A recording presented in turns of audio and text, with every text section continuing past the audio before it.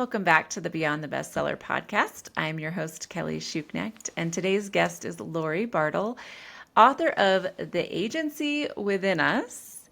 I just already by the title, I'm interested. And also, we had a quick conversation before we started recording about your publishing path, which was really interesting. So, Lori, you have a lot to share with this audience. I'd love to have you just start by telling us a little about yourself and your book.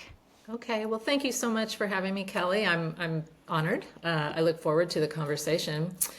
By way of background, I am what has been described as a seasoned marketer and advertising professional. I had a really great, unusual career path, non-traditional, that included a blend of client-side marketing, account and agency leadership, and I even worked on the media side. I was in media sales initially, and then on the agency side, I was part of the media group for a while. So I developed this really wonderful, well-rounded perspective of business that served me really well in my 30 plus years in business and marketing and as an agency leader. I think of myself as a business person first in front of, the notion of being a marketer. I have an MBA, and I really credit a lot of my success in developing really strong, productive relationships with my clients because I was relentlessly focused on their business first, right? Marketing second, business first. And that's, that's the way it should be, but it's not always how it is. So it really helped me, I think, to develop some amazing, as I said, productive partnerships with my clients. So in early 2023, it had been over 30 years, and full disclosure, my daughter has been hired at the agency that I'm working at, and I took it as a sign. It's time for me to do something else. I know, for lots of reasons. But I stepped away in early 2023 and tried to figure out what I was going to do where I could still leverage all of this knowledge, all of this passion. It's what I know, it's what I love. And I developed the idea of a consultancy, which I call Cultivagency, which is short for Cultivating Human Agency. And it's a talent development consultancy that's really designed to empower teams and individuals to elevate not only their skill set, but their mindset, so that we can intentionally be focused on driving more value, strengthening partnerships, and ultimately, because we have more clarity about our expectations, we can achieve more joy and satisfaction in what we're doing, which is something we all need today. So I feel like what I'm doing is needed. It's tough out there right now. You can comment on that if you'd like. It's a tough environment to Right. be, working in and trying to survive and prosper. So a lot of what I'm doing, I'm trying to turn the negative into a positive and find some joy in the angst that exists out there. So that's a long-winded bit of background, but it's important. So the book came about literally at a Christmas party when I was telling a former colleague, a longtime colleague, what my plans were, and before I even could finish the sentence, she said, "Well, are you going to publish?" And I said, I don't know, Carrie. Shout out to Carrie Crast. I'll tag her. I said, I'm trying to get a website up right now. I haven't really thought about a book. And she said, "Well, do you have anything to say, Lori?" And I said, "Well, yes." And she said, "Well, then you better publish because all the good consultants have something to say and publish." And literally, that night, I called my husband and I said, "Guess what? Add it to the list. I've got to write a book." And he said, Sure. Why don't you go get your PhD while you're at it?" But she was right, and it was a great journey. And I started the process began with research. So it's the result of some research. The title, The Agency Within Us, comes from one of the key findings that proactivity is something that people in business truly want more of from their people. A lot of us, and I include myself in it, we find ourselves in a reactive mode. That's what this environment is doing to us. Everything is moving at warp speed all the time. And so having the wherewithal to really, again, have a plan, be proactive about what it is that you need to do. And yes, of course, you have to deal with the fires, but you've got to be able to have a proactive lens in order to kind of fight your way through the muck and get to someplace good. And so I researched proactivity and initiative, and it does not take very long to stumble onto the concept of human agency.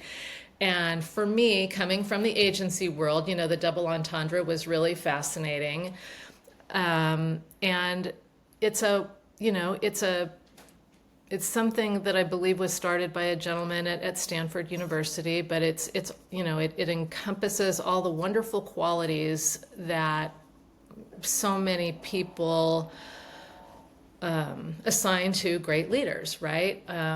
Ownership and responsibility and empathy and the ability to self-reflect, right? To take action. You're not waiting for somebody to tell you what to do. You take action and then you take ownership over that action. And you're not afraid of taking action because right or wrong, you're going to learn from it. So there's a lot of wonderful principles in here in my book, although it is written specifically from the point of view of the advertising industry. The learnings from it are very universal, like what I was just describing. These are universal lessons that somebody could take away from the book if you were to read it. As was the big aha, I'm calling it an aha, and that was the discovery that people who demonstrate the qualities of having high human agency, shockingly, also are the people that tend to step up into leadership positions. So these two things are sort of linked. And so it's great because even if leadership is not what you aspire to, but it's not your title, we all want to lead with impact, right? We want to lead in what we're doing and our teams and ourselves. And so it's just wonderful to know that if the idea of leadership may be intimidating or may have felt unattainable for you, we can all develop our human agency. And through that process, I think the line that I say is, let the agency within us unleash the leader within us. So that's a quick little primer on the book. I don't know if you have any thoughts or questions or want me to Yeah, stop yeah. there. Yeah, Okay. so the way you describe that, the human agency, it almost like the way you described it almost sounds like emotional intelligence. What's the Well, difference between the two? that's part of it. In the book, I have, and because of course I was looking for some science behind it, and I found a PhD that has written extensively about it, and he calls it work agency because he's focused on the workplace. Human agency, of course, has application in our lives holistically. But the work agency definition is the capacity and tendency to make intentional choices, to initiate actions based on these choices, and to exercise control over the self and the environment in work-related contexts. So you can see it's different from EQ, but if you have high human agency, you probably already have fairly high EQ. Sure. And so they Yeah, come there's some together. overlap in what it is, but they're kind of Definitely. different things. Yeah. Yeah, very interesting. So the agency part of that, like the human agency, that was all kind of new to me. I haven't really heard of that before. You mentioned you could Google some things and come across that, but that was a new concept to me. And I like what you mentioned about the double entendre with the Agency agency life. because I'm Right. also an agency world person, right? I have my own agency, Okay. so yeah, very interesting how you had that play on words there. There's one Um, more thing on that, Kelly, that you might be interested in yeah, knowing because again, I was for 2 years I was immersed in this. It and again, when you hear these things, they make sense. You think, okay, gosh, intuitively I should have known that. But in agents, any kind of a creative industry where you have complex problem solving, where you have risk taking, and that's acceptable, where you have high autonomy, these are environments that really allow for high agency to flourish. So it does make sense, that agency within an agency is something that can be a real difference maker for an individual and with their teams. Yeah, yeah. So you mentioned being a consultancy. So do you do leadership coaching, or is that? Tell me a little bit about your business and kind of how the book plays into the actual. Because part of the reason you want to have that book, right, is to help grow your business. So like, how do the two go together? Well, it's interesting that you mentioned coaching because when I first stepped away from my going back to 2023, in that first year, I took a kind of a coaching 101 class from Harvard's continuing study program. Loved it. Kind of, used some of the principles when I do my work, which is primarily, I would say, advising and collaboration. Okay, that's where it started. So fast forward to this year, I put myself back in school with the International Coaching Federation, have gotten myself certified, and am working towards the next level credential with formal coaching, because what I have figured out are the amazing benefits of combining real formal coaching, which is very much about self-reflection, right? With mentoring, where you're sharing experiences, and I can be more overt with my 30 years of knowledge. Whereas when you're coaching, I'm there as a thought partner, not to lead them, because it's they're in the driver's seat. But the combination of the mentoring and coaching is documented. And of course, I found research on this too that says that that's a really powerful combination. So I'm ramping up the coaching piece and trying to get myself ramped up in it so that I can marry that with the mentoring and the advising and have a really again, to use the word well-rounded practice to offer clients. So Okay. it's fun. Okay. And at the learning mindset, I mean, for me, every year, it seems like enrolling myself in something, I'm just constantly learning things that Yeah. I can bring to it. So it's really fun. I Yeah. really, really love that. So you said you left your previous agency in 2023, so just two Yes. years ago. And You won. you, Yep. how long did it take you to write this book? Well, longer than it should, because it had project creep. I mean, I kind of lost my mind in the middle of it. It's a tough process. I was self-publishing with the help of a business self-publishing partner and expert. So she was guiding me along the way, and still, even with her help, I like to say I did kind of lose my mind. I started questioning everything. I started thinking, bad thoughts. This is stupid. All the What am I really doing? Yeah. exactly. It Yeah. doesn't make any sense. So it ended up taking me almost 2 years from the time of that Christmas party. And I mean, I started over the Christmas holidays. I started outlining, like, when it first came up, and I finally got it out in October of 2024. So it did take me, almost 2 years to get it done. But I finally felt like, okay, now I'm just changing words, that nobody is going to notice the difference between this word and that Yeah. word. So I have another word for what that is, but I won't use it here now. But it got to the point where I'm just overthinking it, and Yeah. because I wasn't beholden to a publishing deadline, I allowed that process to go on a little too long. You can drive yourself crazy. And Yeah. that's what it was. I was starting to lose sleep and driving myself crazy. Yeah. So, Yeah. So I get it. But still, that's pretty impressive. I mean, even like having it out in 2 years is still that's still pretty great. I mean, the writing process looks different for everyone. So some people are able to just, in fact, I have a friend who just told me she just wrote her book.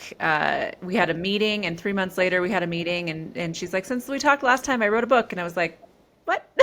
So, I mean, people's paths are different. But so before we started recording, you mentioned to me, I always like to look up people's books on Amazon, so I have it in front of me. And I said, I can't find your book. And you said that you chose not to put it on Amazon to start out. So you're the first guest I've had who's told me that. So I want to talk about, and being a marketing person, I want to talk about why you chose to self-publish and keep totally all of the control, and kind of why you chose that route. And I really want to hear if you feel like that was the right move, or maybe I don't know if you know that yet because it's still pretty recent. But tell me about what the path that you chose and why.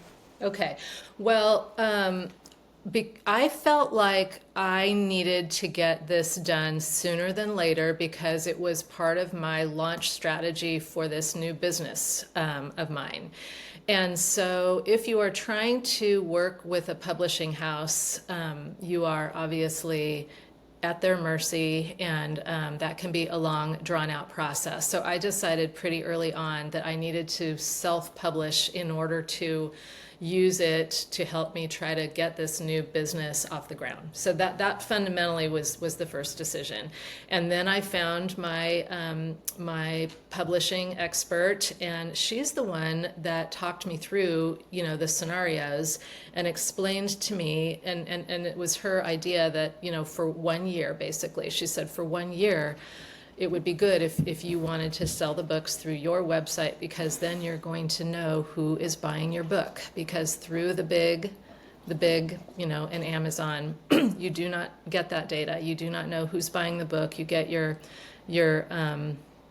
nickel. I don't know what they actually pay you. I don't think it's very much. I mean, the fact that you retain, a significant, pretty much all of the proceeds when you self-publish is also a benefit too. But I was more interested in being able to remarket to the people that bought the book. So that was important to me. So at some point in the future, I'm going to launch it on Amazon, and I'm probably going to do an audio version, and I'm just going to keep rolling out potentially different formats.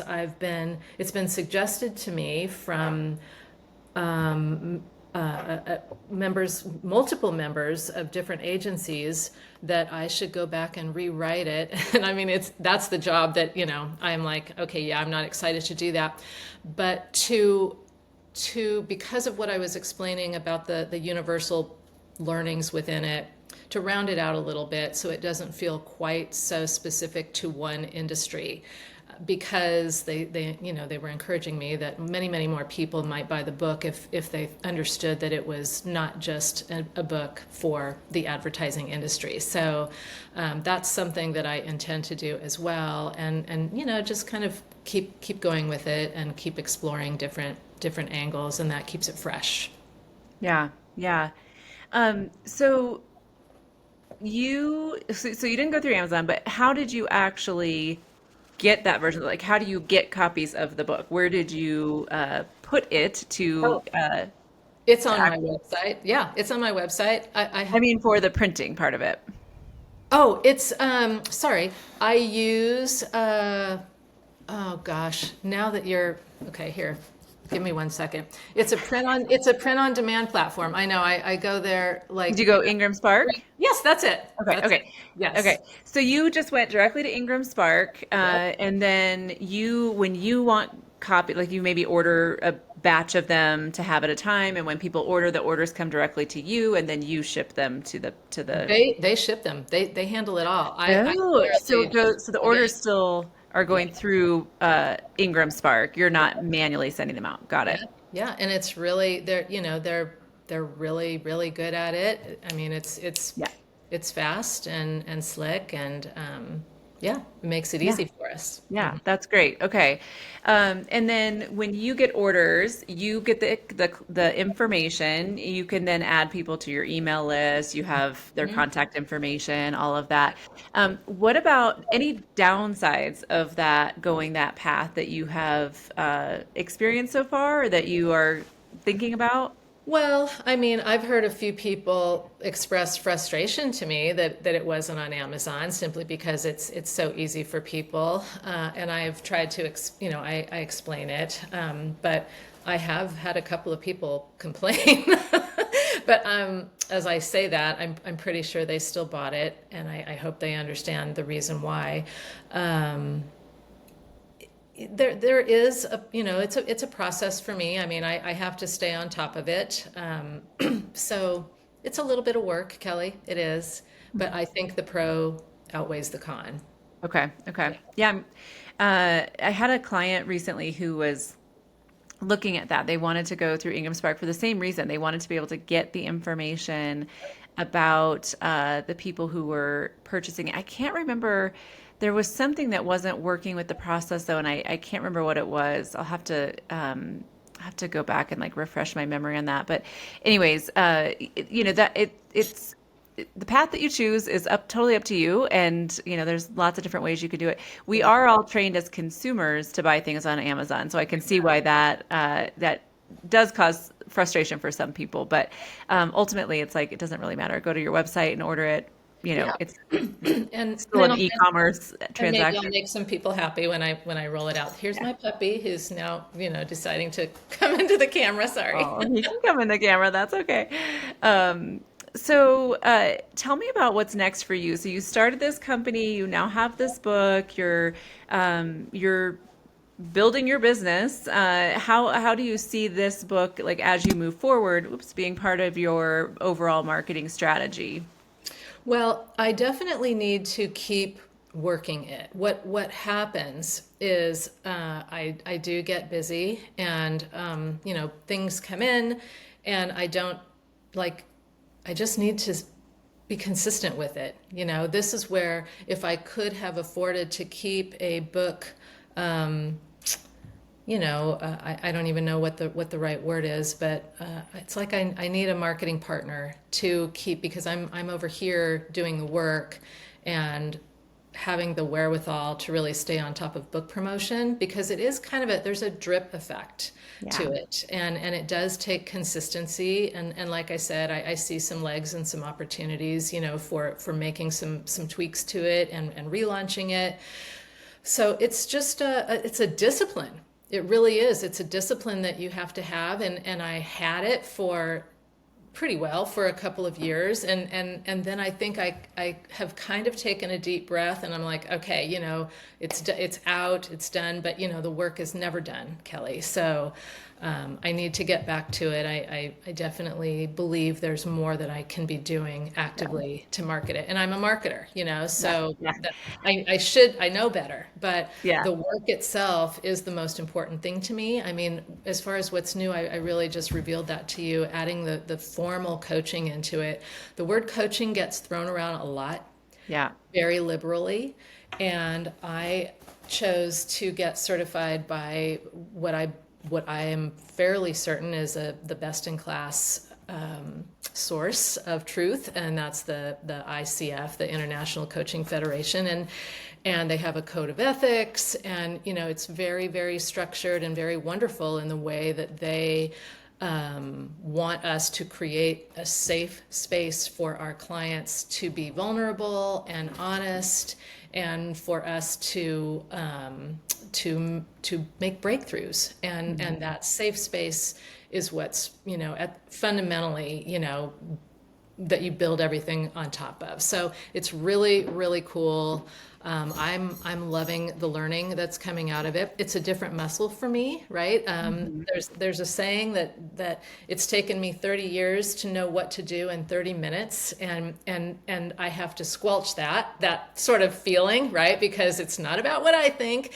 And sometimes they'll say to me, Lori, just tell me, what do you think? And it's like, oh, that's not happening. That's not why I'm here. But it's good for me too. I'm learning a new, I'm developing a new muscle. It's a great complement to the advisory muscle, and together it's really powerful. So Mhm. I'm excited about the future in being able to combine mentoring and coaching. Yeah, yeah, that's great. You mentioned being in an agency before and leaving that, but you were an employee there, correct? Mhm. And then you went out and started your own thing. So that was um, that is what I have done. I would say for both of us, somewhat late in our careers, right? Like I'm not quite 30 years in, but like almost. Yep. And For me, it was a huge identity shift going from being an employee to being a business owner. Mhm. How have you navigated that? Has that been not a challenge, but has that also been kind of like a learning process for you? Well, it was terrifying. Absolutely Yep. terrifying. I'll just use that word. And I walked away from a really secure gig, that probably could have been my last job. And so, um, it was a leap of faith, but we're betting on ourselves, right, Kelly? Yeah, yeah. And and to be honest, again, I'm at a different life stage than you. I have an aging parent that needs help, and a sister who'd been carrying the load for a long time, and I needed to step up. So there were other things kind of pulling me along beyond just the work.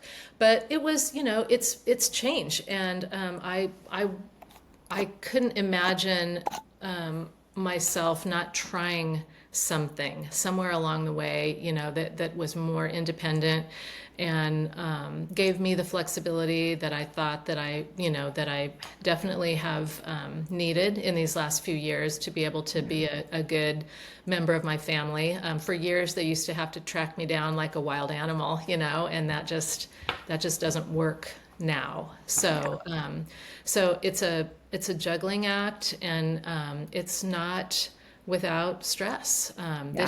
This year has been kind of tough. The 23 and 24 were better years for me this year with the uncertainty of things. Things took a turn really early, and so, but things are starting to pick up now, and looking up. So just being able to breathe through that, not panic, Yeah. Yeah. that's a totally different, feeling, isn't it? Yeah. Oh, Yeah. yes. Yes. I I mean, I know every day like I was meant to be where I am right now. In my case, I didn't choose to leave my job. My company was acquired, and so I say I was laid off, but it was basically like the new company was like, we don't need you anymore, right? So, um I found myself in that position very just it just happened and I was like, well, all right, I'm going to do this. I'm going to start my own company. I've been thinking about it. So I did. And, I'm almost a year in and I have days where I'm so grateful. I get to choose my own schedule. I don't have any, like, not that I ever get to do this, but if I want to, in the middle of the day, stop and go fold laundry, I laugh because I don't do that anymore at all. My husband does that, but whatever Right. I want to do, I can, right? Yep. Without the guilt or like worrying about if I come back, did my boss message me saying, where have you been? Whatever. I don't have any of that anymore. Mhm. And I have days where Congratulations. I'm like, what am I doing? Why did I choose this path? Because it's not secure. No. Yep. It becomes more secure the more you grow, but like it's scary. It's very scary. Um and I think you're also in exactly you were called to do this for whatever reason. You were, feeling that like pull. And I think that pull is what I think people need to listen to because so many people at our stage in their careers are so miserable in their jobs. I And, know. I know. it's like, would we rather be in that position? No, I was miserable in my job at the end. And um, thank goodness I'm free from that. So anyways, yeah, I think there's the positives and the negatives, and it's not all, sunshine and roses all No, the it's time, not. but It's not. Yep. It's again, the pros outweigh the cons, right? yeah, I mean, yeah, nothing is perfect. Nothing is perfect, and I'm a realist that way. And I felt like I loved my work for the longest time. I literally would skip out the door on my way to the car to go to work. And when I didn't have that feeling anymore, then I said, okay, something's changed, Yeah. Yeah. something's changed. So, Yeah. but yes, it's I have advised. I get asked this question from a lot of people. Should I do this? And I'm really I really avoid answering the question because nobody really can make that decision, and I would never Yeah. want to mislead anybody on what it's like. Yeah. And to your point, there are a lot of benefits to it, but it's not easy. But nothing's easy. Nothing worth doing is easy. So, Right. there we go. Yeah. It's a Yeah. cliche because it's true. Yeah. Yeah. Totally. Well, Lori, I think that you and I could probably talk marketing and all the things for forever, but And we I should. We should sometime. yeah. Yeah. Yeah, we could do that. Yeah. Okay. Well, I will link to your book in the show notes. So the book that is on your website, not on Amazon yet. I'll link to that in the show notes. How else can people get in touch with you, find out more about what you're doing? Well, the website is simple. It's cultivagency.com, CULTIV agency.com. And I'm not afraid to give my email out. It's lbartle, BARTLE, at cultivagency.com. So I invite people to contact me and just, if anybody is curious about any of what we've just talked about, be happy to spend, 15 or 20 minutes talking through whatever's on their mind. So definitely invite to your listeners, hit me up. Awesome. Awesome. Well, we'll include those links in the show notes as well. Well, I wish you luck with your business. I know, like you said, there's good times and bad times, and it sounds like you're ramping back up. And I wish you luck with all of that. And with your book, I'd love to hear more down the road and how your marketing plan worked out for it. Okay, So okay. yeah, thanks for coming on and sharing your book and your story with us, Lori. Oh, I'm so honored, Kelly. Thank you so much. What a great, fun conversation. I really appreciate it and wonderful to meet you. Yeah, you too. Okay, thank you. Looking for a community of women writers to support and inspire you on your journey? Join the Author Power Circle. Connect weekly with fellow authors, stay accountable, and move your book forward in an encouraging community. Learn more at kellyschuknecht.com.